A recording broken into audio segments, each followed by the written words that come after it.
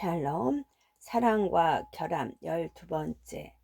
학교를 졸업하고 아르바이트 겸 들어간 논리 수학 학교 학원에서 꽤 오래 일을 했다.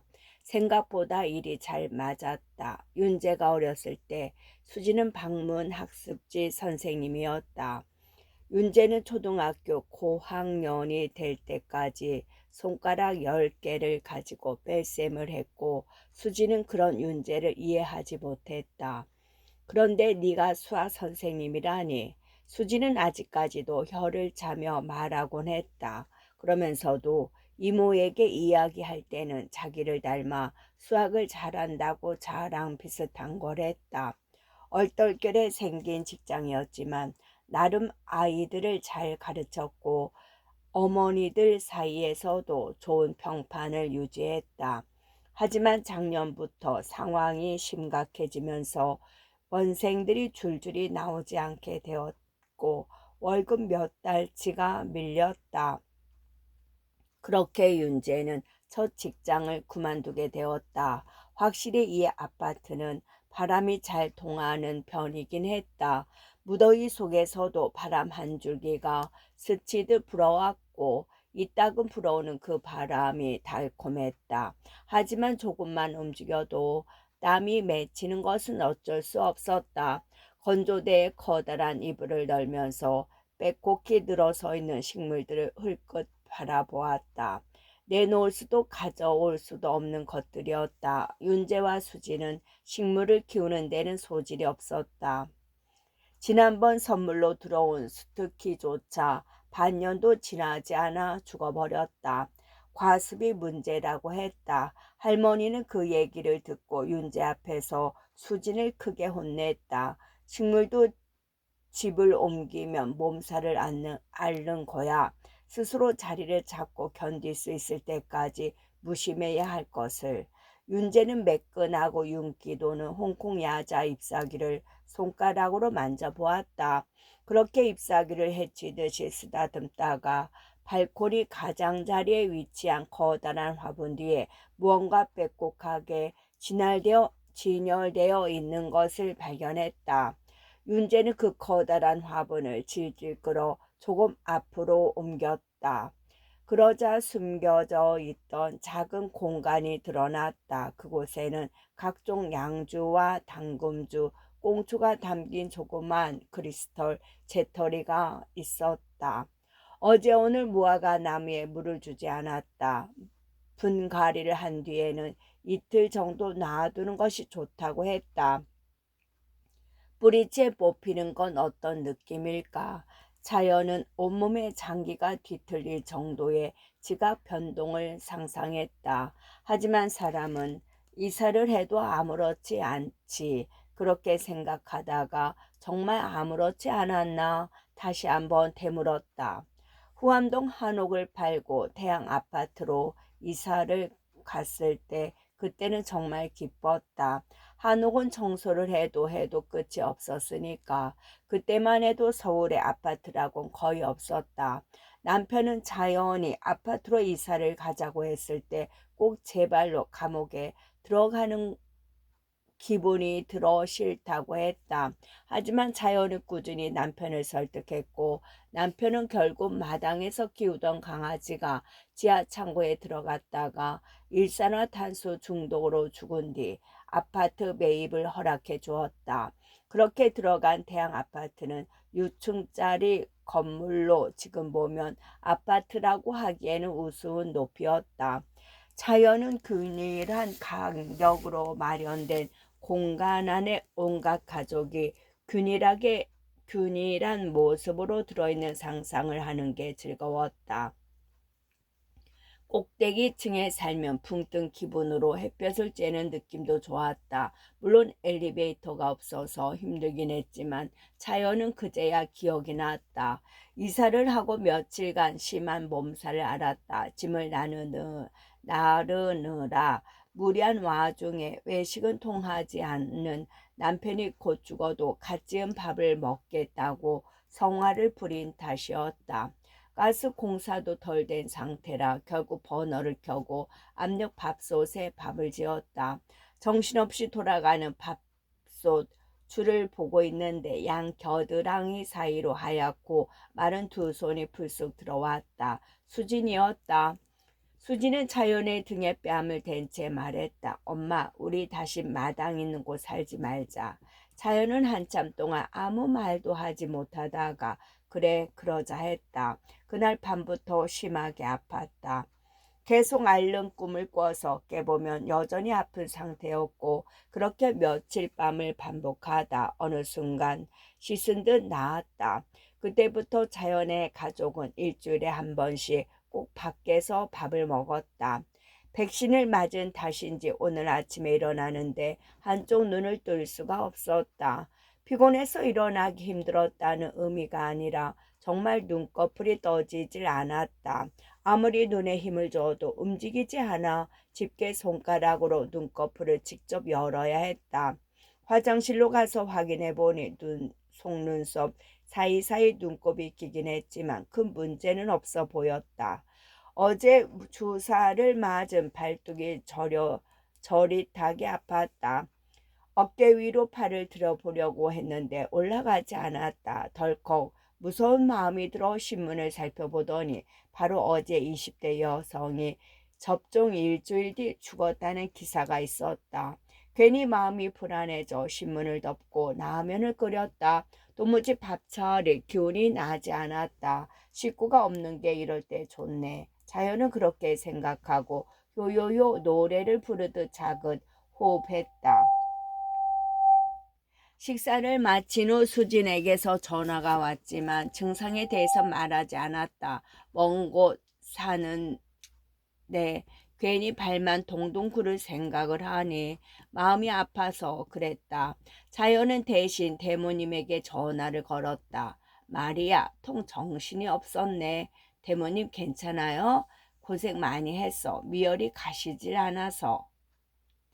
저는 아침에 눈이 안 떠졌어요. 피곤해서 아니요. 그냥 눈꺼풀이 올라가지 않아요. 아이고 다 늙어서 산다고 아둥바둥 힘들어. 그치? 그러게요. 우리같이 늙은 사람들은 그저 덜 아프고 빨리 죽는 게 낫다니까. 그래도 대모님은 잘 지내세요? 그럼 마리아 잘 견뎌요. 대모님이 서두르는 기색이 역력해 예상보다 빨리 전화를 끊었다. 발목에 날카로운 통증이 파고들었다. 통증은 미세 전류처럼 온몸을 타고 올라가 머리로 향했다. 조금 견뎌봤지만 아무래도 힘들 것 같아 병원에서 처방 받아온 두통약을 먹었다. 나이가 드니 팔꿈치, 무릎 주변의 연한 근육이 먼저 아팠다. 여러 차례 찢기거나 부드럽게 갈리어 오랫동안 마모된 연골들은 자연의 뼈 마디를 간신히 이어주고 있었다. 신기한 것은 그 아주 작은 부분에서부터 곳곳에 통증이 시작된다는 사실이었다. 그중 가장 힘든 고통이 두통이었다. 젊었을 때부터 편두통이 종종 있는 편이었는데 오른쪽 무릎을 수술한 이후 그 강도가 극심해졌다. 병원에서는 긴장성 두통이라는 처방만 내려줄 뿐이었다. 자연은 텔레비전을 켜고 소리를 작게 줄였다. 쑥떡이는 소리가 들리니 조금 나았다. 정신을 차리고 공기청정기 필터를 갈기로 마음먹었다. 편백향이 나는 공기청정기였다. 틀어놓고 자면 곧 숲속에 있는 기분이 들어 퍽 아끼는 물건이었다. 윤재는 창고를 정리하다 할머니가 아끼던 공기청정기 필터를 발견했다. 커다란 박스에 한가득 들어있는 걸 보아 조끼 몇십 개는 되는 듯 했다. 언젠가 엄마가 할머니와 통화하며 크게 싸우는 소리를 들었다. 할머니가 어떤 기업체에서 운영하는 무료 노래 교실에 다니는데 거기서 노인을 대상으로 이런저런 행사를 하며 물건을 끼워 판다는 것이었다. 엄마는 할머니가 빤한 장사 속에 쏘가 넘어갔다며 분통을 터뜨렸다. 나중에 할머니 집에 가보니 정말 10만 원 안짝으로 살 수 있을 만한 작은 가습기가 테이블에 놓여 있었다. 할머니는 얼마라고는 정확히 말하지 않았지만 할부로 샀다는 것을 보니 꽤 비싸게 준 것 같았다. 거기 가면 친구도 만나고 노래도 부르고 시간 가는 줄도 모르는데 물건 좀 사는 게 어때서? 할머니는 일주일에 두어 번 그곳에서 놀고 먹고 하는 게 낙이라고 했다. 가끔가다 필요한 물건을 사주고 그러는 거지. 걔는 이런 거 한 번이라 사줘봤대. 그렇게 말하며 할머니는 막고를 치다 말고 윤재를 흘겨보았다. 할머니는 화투라곤 거의 쳐본 적도 없었다면서 곧잘 윤자의 패를 읽고 승부수를 던졌다. 그 수가 퍽 과감했는데 패를 얼마 보지도 않고 일광을 내어주며 초단을 모으는 식이었다. 윤재가 뒤늦게 깨닫고 이 말을 짚으면 할머니는 큰 소리로 깔깔거렸다. 뭘 내어줄 때는 이유가 있는 거야. 그걸 어떻게 알아요? 물어보면 되지. 할머니는 명쾌한 목소리로 말했다. 물어보면 너한테 다 알려줄 건데. 그때 윤재는 유난히 명랑해 보이는 할머니를 보며 입술을 비죽였다. 윤재도 조악한 공기정전기를 거금을 들여 사는 게 할머니 소비 습관과 맞지 않는다는 걸 알고 있었다. 할머니는 새 물건은 거의 사지 않았고 대래 누군가 버린 것을 주워오는 사람이었다. 발코니에 있는 식물 또한 죄다 주워온 것이었다. 이사를 가면 사람들이 너무도 쉽게 식물을 버리고 간다고 했다. 아파트 분리수거 구역에 버려진 식물들은 대개 아무도 가져가지 않아 천천히 시들며 죽어갔다. 삽목을 다시 해주면 되는 걸, 병충해를 입은 가지만 잘라주면 되는 걸 그냥 버린다고 했다. 그렇게 할머니가 데리고 온 식물들은 정말 해를 거듭하며 새순을 띄웠고 잎이 풍성해졌다. 윤재는 다 죽어가는 식물을 주워오는 할머니를 이해할 수 없었다. 죽어가는 것을 살리고자 하는 마음이었을까? 윤재는 만약 할머니를 이해하게 된다면 버리는 사람들 또한 이해할 수 있을 거라고 생각했다. 모르긴 해도 이 두 마음은 아주 미세한 차이에 불과해 보였으니까. 예컨대 그 얄팍한 미안함 때문에 할머니가 죽음에 이르기까지 소식을 알리지 않은 엄마의 마음과 그런 엄마를 오래 용서할 수 없을 윤재 자신의 마음 같은 거, 그런 복잡한 마음들은 오랜 시간에 걸쳐 윤재와 엄마의 삶을 이리저리 흔들며 관계의 모양을 바꾸곤 했다. 현관 쪽에서 단정하고 경쾌한 노크 소리가 들렸다. 인터폰을 확인해 보니 중년 여자가 얼굴을 들이밀고 있었다. 부동산 중개인이었다. 마스크를 썼지만 딱 봐도 젊은 부부로 보이는 두 남녀가 건너집 문 주변을 기웃거리고 있었다. 급하게 가방을 뒤져 마스크를 찾아 썼다. 안 계신 줄 알았어요. 부동산 중개인이 이마에 맺힌 땀을 소매로 닦으며 들어왔다. 젊은 부부도 어색하게 고개를 수그리고 현관에 발을 디뎠다. 덥네요. 더워요. 윤재는 그들을 소파로 안내하고 선풍기 전원을 켰다. 강풍 모드로 설정한 뒤 커피라도 내놓으려고 부엌으로 향했다. 부동산 중개인은 괜찮다며 손사래를 치다가 일어나기도 힘들었는지 그대로 앉아 있었다. 그러다 작은 목소리로 젊은 부부에게 집을 소개하기 시작했다. 이 동네 아파트 단지치고 조망이 좋아요. 해도 잘 들고 바람도 잘 통하고 할머니가 사셨는데 되게 깔끔하게 쓰셨죠. 그분한테 이 집 매매 준 것도 저예요. 몇 분 거리에 시장 있지. 조용하지. 노인분들 살기 딱이거든요. 손주시죠. 윤재가 어색하게 웃어 보이며 커피 세 잔을 내놓았다. 얼음이 그새 녹아 모양이 볼품없었다. 젊은 여자는 발갛게 달아오른 얼굴에 대고 손부채질을 했다. 남자가 윤재에게 지친 듯한 목소리로 물었다. 죄송한데 에어컨 없어요? 할머니가 생전에 에어컨 바람을 안 좋아하셨어요. 침묵이 흘렀다. 남자는 탁자에 놓인 휴지를 과하게 돌돌 말아 뜯은 뒤 여자의 땀을 닦아주었다. 여자는 집을 볼 생각도 하지 않고 앉아있다가 윤재를 흘끔거렸다. 그러더니 사뭇 조심스럽게 말을 건넸다. 안 더우세요? 그제야 윤재는 목덜미부터 가슴께까지 땀방울이 맺혀 흐르고 있다는 걸 깨달았다. 얇은 티셔츠는 이미 땀에 흠뻑 젖어 몸에 들러붙어 있었다. 잠깐 눈을 붙인다는 게 벌써 날이 어둑해지고 말았다. 자연은 땀으로 젖은 침대 시트를 더듬거리다 힘겹게 몸을 일으켰다. 에어컨 바람을 쐬지 않고자 하는 의지와 더위를 견뎌내고자 하는 의지는 정말 다른 차원의 문제였다. 한 발짝씩 내디딜 때마다 쌀같이 따가운 느낌이 들었다. 온몸에 닭살이 잔뜩 돋았고 작은 바람만 불어도 팔다리가 시렸다. 힘겹게 소파에서 걸어가 앉았을 때 여전히 왼쪽 눈이 감긴 채라는 것을 깨달았다. 전반적으로 몸 왼편의 신경이 조금 이상했다. 어쨌든 약을 먹으려면 식사를 해야 했다. 자연은 냉장고에서 두부 반모와 이틀 전 삶아둔 계란을 꺼내 대충 먹었다. 되도록 균형 잡힌 식단을 유지하며 영양소를 골고루 섭취하기 위해 노력했다. 두부와 잣을 갈아 만든 드레싱을 잘게 썬 양배추, 사과 위에 뿌려 먹는 샐러드는 몇십 년째 고수하는 레시피 중 하나였다.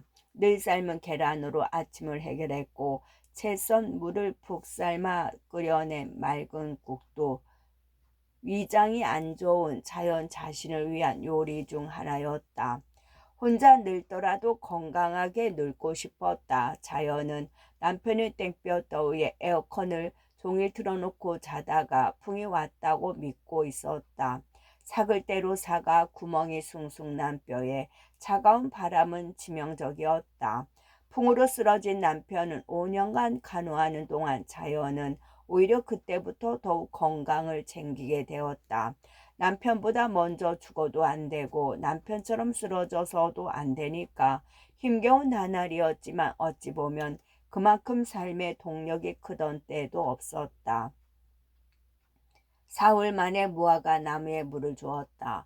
벌써 잎사귀 한 장이 노란색으로 변해 있었다. 자연은 물을 흠뻑 주며 나무가 물의 단맛을 충분히 느끼길 바랬다. 젤라늄 꽃잎을 만지면 손에서 쿰쿰한 냄새가 났다. 젤라늄 꽃잎은 문질문질하고 손가락을 코에 갖다 댔다. 냄새가 구리구리하구나. 자연은 그런 식으로 식물에게 자꾸 말을 걸었다. 작게 흔들리는 은행나무 가지에도 너도 심란하냐고 물어보았고 무화과 나무에게는 오랜만에 먹는 물맛이 어떠냐고 물어보았다. 그러면 이상하게도 식물들이 곧잘 대답하는 것 같았다. 울컥울컥 흙 속으로 물이 스미고 이파리가 파르르 흔들리고 진한 냄새가 풍기는 게 꼭 저마다의 답신처럼 느껴졌다. 남편이 의식을 잃었을 때 자연은 남편과 각방을 쓰고 있었다. 남편은 케이블볼 동호회 회원들과 갈비탕을 먹고 들어와 낮잠을 잤다. 자연은 저녁 때까지 기척 없는 남편을 깨우러 들어갔다가 방에 스민 냉한 기운에 불을 켰다. 헛겹 이불을 덮은 남편의 몸이 뻣뻣했고 얼굴이 새파랗게 질려 있었다. 그렇게 뇌졸중으로 쓰러진 남편은 꽤 오랜 투병 생활 끝에 죽었다. 그날을 생각하면 아직도 마음이 쓰렸다. 그래서 쌀쌀한 가을이 오면 주위에 약한 식물들을 실내에 들여놓고 삼배실로 가지를 동여주곤 했다. 단단하게 묶되 부드럽게 조여주는 방식으로 식물을 길렀고 그게 자연의 몫이라고 생각했다. 날이 더워서 그래. 입이 말라 충들어진 전냥금에게 물었다. 어느새 거드랗게 자라 화분이 좀 작아 보였다. 전냥금은 한동안 영양제를 꽂고 물을 흠뻑 주고 일조량 관리를 해주어도 자꾸 말라갔다.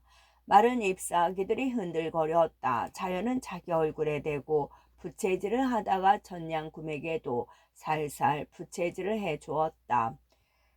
붉게 물든 마른 잎사귀 몇 장을 똑똑 손톱으로 긁어주었다. 셋입으로 자라야지. 자연의 아파트에는 일주일에 두 번 정해진 분리수거 날이 있었고 그날 저녁마다 어른이고 아이고 할 것 없이 버릴 물건을 들고 나왔다. 부러진 선반이나 낡은 동화책들을 바리바리 싸들고 와서 정해진 구역에 버렸다. 자연은 발코니에 앉아 사람들이 함께 무언가를 버리는 모습을 오래 지켜보았다. 쓰레기 같지 않은 쓰레기들이 산더미처럼 쌓였고 경비 아저씨는 계속 그 쓰레기들을 질서정연하게 정리했다. 그러다 어느 가족이 잎사귀 전체가 빨갛고 축 늘어진 전냥금을 버리는 것을 보게 되었다. 아이는 뭐가 그렇게 즐거운지 연신 소리를 지르며 웃어댔고 분리하기 애매한 전냥금은 정돈된 쓰레기들 저편 구석에 떨어져 있었다. 자연은 그 가족이 집으로 돌아가자마자 분리수거장으로 달려가 전냥금을 데려왔다. 주워온 전냥금이 오랜 시간이 걸쳐 새잎을 내는 동안 병실에 누운 남편도 서서히 달라졌다. 더는 몸을 쓰지 않는 남편은 팔다리가 나뭇가지처럼 뻣뻣해지는 대신 피부가 하얗고 부드러워졌다. 자연은 나무를 가꾸듯 남편의 몸을 젖은 수건으로 정성스레 닦아주었다. 귓가에 건강하라고 쏘싸겼다. 남편이 멀쩡했을 때는 거의 하지 않던 말이었다. 남편은 간간히 입술을 오므려서 하고 싶은 말을 했다. 부끄러운 줄도 모르고 사랑한다는 둥 낯간지러운 말을 뱉은 적도 있었다. 그때 남편은 소식적으로 돌아간 표정이었다. 어느 시절을 기억하고 그런 말을 하는 거예요. 자연이 그렇게 말하고 웃었다. 어쩌면 남편은 다른 차원의 삶을 살고 있는 중일 수도 있었다. 과거의 일을 단발적으로 더듬어가며 파편적인 기억을 선택해 그 속에 잠깐씩 머무는 방식으로 전냥금이 계절을 기억하듯이 잎이 마를 때가 되면 마르듯이 이유 없이 샌잎을 돋워내듯이 자연은 무거운 마음으로 잠자리를 준비했다. 오랫동안 씻고 머리를 말리고 비단 잠옷을 입었다. 윤재가 준 지압봉으로 한참 마사지를 하고 자리에 누웠는데 잠이 오지 않았다. 낮에 너무 많이 잤나? 일전에 처방받은 수면제를 먹을까 고민하다가 그냥 뒤척거리기로 했다. 일찍 일어날 필요도 없고 만날 사람도 없고 내일도 여전히 집에서 하루를 보낼 텐데 그저 이것저것 아픈 몸을 최대한 덜 아프게 이끌며 뭐라고 하려고 애를 쓰겠지. 언제부터 수진과 이렇게 멀어진 걸까? 태양 아파트로 이사한 날 겨드랑이 사이로 쑥 들어온 수진의 하얀 손. 자연은 여전히 기억하고 있었다. 그래 수지는 어렸을 적부터 어떤 다짐 같은 걸 했을지 모른다. 절제력이 강한 아이였으니까. 지금까지 술 한 모금도 입에 대지 않는 것을 보면 알 수 있었다. 하지만 당시에는 자연도 나름 그런 다짐을 했었고 절제하며 살았다. 다 옛날 일인데 후암동 마당에는 당금주들이 빼곡히 묻혀 있었다. 틈날 때마다 조금씩 퍼서 마셨고 티는 나지 않는다고 생각했다. 남편이 죽고 나서야 끊었던 술을 다시 입에 댔다. 수지는 늘 그런 식이었다. 마른 손을 불쑥 내밀었다가 금세 걷어버리는 식. 마음 붙일 곳 하나 없었다. 그런 생각을 하다 보니 자꾸 화가 났다. 모든 걸 다 바쳐 사랑해도 미안해할 것이 생겼다. 그러니까 삶을 바치는 종류의 무언가가 아닌데 그걸 알고 있으면서도 남편에게, 수진에게, 윤재에게, 대모님에게 화가 났다. 왜 나를 이렇게 대하는 거지? 자연은 자꾸 속 시끄러운 마음이 들어 눈을 이리저리 굴리다가 기어코 대모님에게 또 전화를 걸었다. 대모님, 마리아, 이 늦은 시간에 전화를. 우리가 꼭 죽을 사람이에요? 우리가 곧 죽을 사람이에요? 응? 곧 죽냐고요, 우리? 수학이 저편에서는 아무 대답도 없었다. 나 그냥 사는 거예요. 그러니까 대모님도 그런 말 마세요. 대모님은 한참을 가만히 있다가 힘 빠진 목소리로 대답했다. 미안해요, 마리아. 근데 다른 사람들은 그렇게 생각 안 하는걸요. 윤재는 중개인과 젊은 부부가 가고 나서 샤워를 하고 꽤 오랜 시간 소파에 누워 있었다. 지독한 날씨였다. 문득 발코니 밖 화분 거리에서 햇볕을 정통으로 맞고 있을 깡깡나무가 걱정되었다. 할머니는 자꾸 깡깡나무를 땡깡나무라고 했다. 몇 번을 정정해줘도 땡깡이라고 했는데 은근히 어감이 좋아 가족 모두 깡깡나무를 땡깡나무라고 부르게 되었다. 몸을 일으켜 발코니 문을 열고 땡깡나무를 안으로 들여놓았다. 조그만 열매가 몇 개 열려 있었다. 호수가 연결된 수도꼭지를 돌리고 물줄 준비를 하는데 또 노크 소리가 들렸다. 문을 열어보니 부동산 중개인이 아이스 아메리카 2잔을 들고 서 있었다. 너무 더워하는 것 같아서 가져왔어요. 중개인은 자신을 이정미라고 소개하며 아메리카노를 빨대로 한번 쭉 빨고 숨을 돌렸다. 그러더니 자연스럽게 신발을 벗고 들어와 소파에 앉았다. 그리고 저기 원래 뻐꾸기 시계가 있었는데 하며 검지를 좌우로 왔다 갔다 움직였다. 추가 이렇게 움직이는 거요. 윤재가 고개를 끄덕이며 맞아요 했다. 큰 집 살 때부터 있던 시계였는데 고장이 나서 엄마가 할머니 대신 수리점에 맡겼다고 했던 게 기억났다. 그런데 생각해보니 몇 달째 돌아오지 않고 있었다. 윤재가 그렇게 말하니 정민 씨는 호들갑을 떨며 수리점에 전화해 보라고 했다. 그런 골동품은 신경 쓰지 않으면 애써서 돌려줄 생각도 하지 않는다며.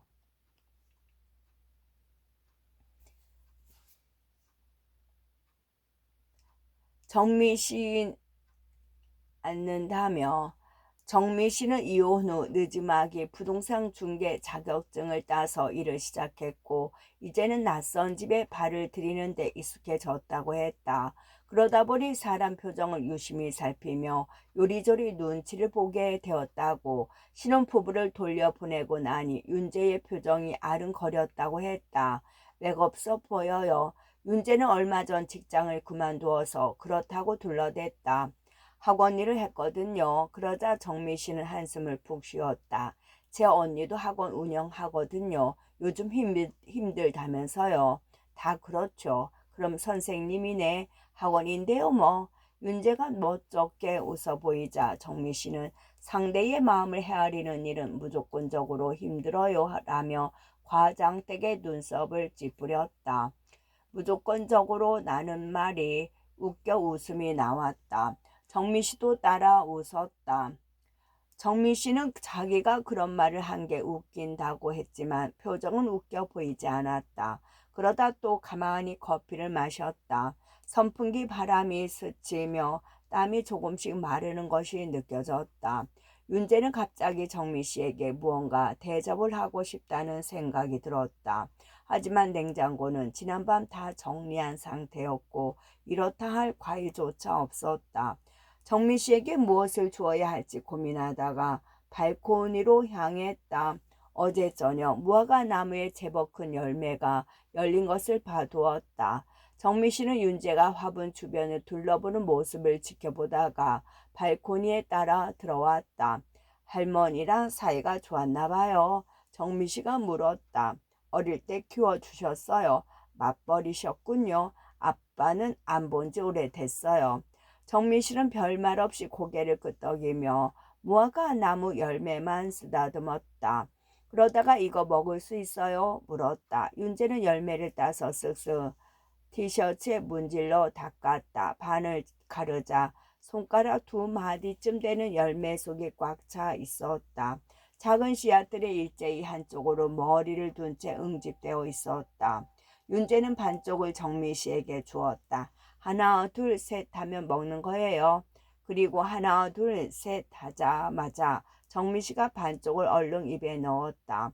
윤재는 타이밍을 놓쳤다. 그러자 정미 씨는 한쪽 눈을 찌푸리며 말했다. 뭐해요? 빨리 먹어요. 맛이 어때요? 먹어봐요. 채근하는 정미 씨의 목소리를 들으며 천천히 반쪽짜리 열매를 입안에 집어넣었다. 눈살을 찌푸렸다. 쓰고 떱네요. 떨래요. 윤재는 땡강 나무를 가리키며 이 열매도 먹어보겠냐고 물었다. 정미 씨는 고개를 저었다. 생각만 해도 입에 침이 고여요. 윤재는 땡강 나무에 달린 가장 큰 초록색 땡강을 따서 한 입에 넣고 씹어 먹었다. 눈물이 고일 만큼 신맛이었다. 괜찮아요? 정미 씨가 물었다. 안 괜찮아요. 윤재는 아린 혀를 입 찬장에 붙이며 겨우 대답했다. 그리고 발코니 구석 작은 공간에 있던 술병들을 차례차례 꺼내기 시작했다. 정민은 윤재가 건네는 술병을 쪽쪽 받아들어 바닥에 놓았다. 그러면서 나 술 좋아하는 거 어떻게 알고 중얼거렸다. 저는 할머니가 생전 술을 입에도 못 대는 줄 알았어요. 다 할머니 거예요? 아마도. 윤재가 미간을 찌푸리며 대답했다. 그러자 정미 씨가 깔깔 웃으면서 원래 비밀이 많은 사람이 매력적인 법이라고 했다.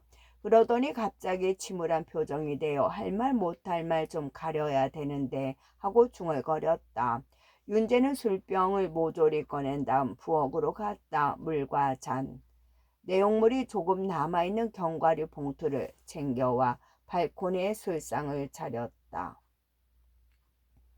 정미 씨는 술을 몇 모금 마시더니 경기 지역 어디쯤이 호황이라고 하다가 요즘은 사랑도 없이 전세 대출 받으려고 결혼한 부부도 있다고 했다. 윤재는 사랑도 없이라는 말이 은근히 재미있어서 속으로 중얼거렸다. 사랑도 없이, 사랑도 없이. 정미 씨는 끝으로 부동산 시장은 전망이 없다 선언하더니 문득 이혼할 때 양육권을 포기한 일이 아직도 마음 쓰인다고 했다. 어떤 삶에 관여하는 일은 정말 무서운 일이에요. 말을 마친 정미 씨는 땅콩을 먹었다. 윤재는 그렇죠 하며 고개를 끄덕이다가 무수한 삶에 관여해온 할머니의 삶을 생각했다.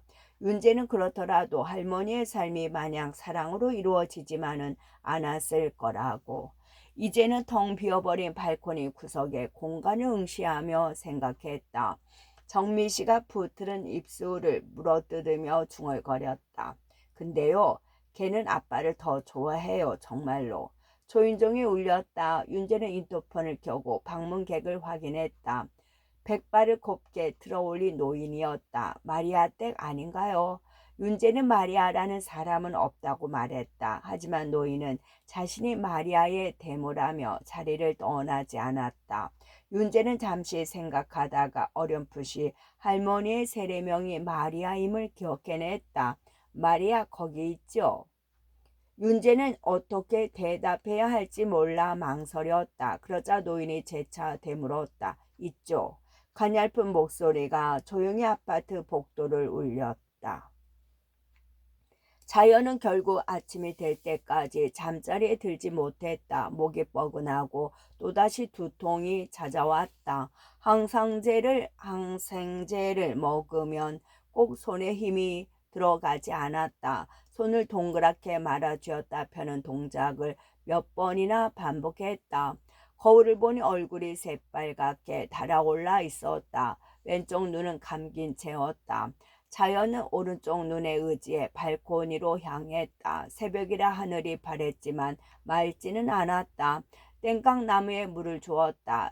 열매가 그새 커져 있었다. 이제 몇 주만 지나면 주황빛으로 곱게 익을 것이었다. 휴지로 코를 풀었는데 까만 먼지가 콧물과 함께 나왔다. 까만 콧물을 보다가 또 죽은 강아지 생각이 나고 말았다. 세상 무서운 줄 모르고 방정맞던 새끼 강아지를 데려다가 올해도 같이 살았는데 창고에서 죽어가는 것을 늦게 발견해 병원에 데려가지 못한 게 한이 되었다.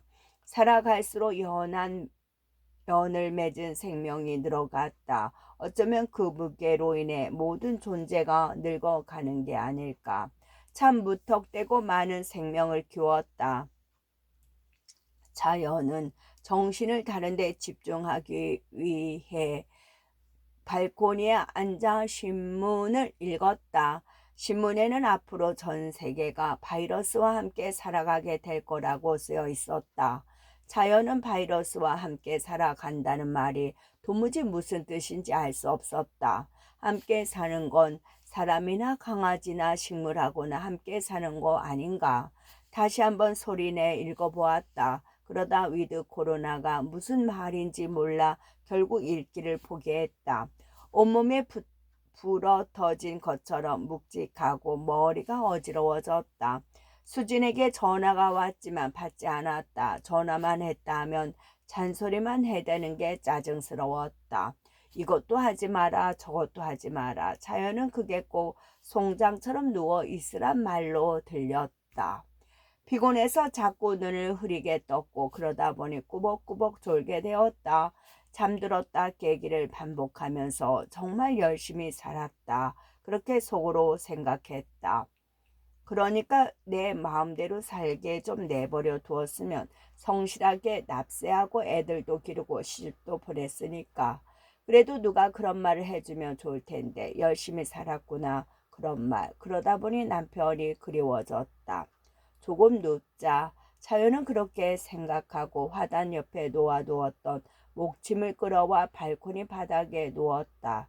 훅겹 이불을 허리깨까지 덮었다. 저 멀리 복도식 아파트에서 아이 하나가 자연을 지켜보고 있었다. 아이는 끝.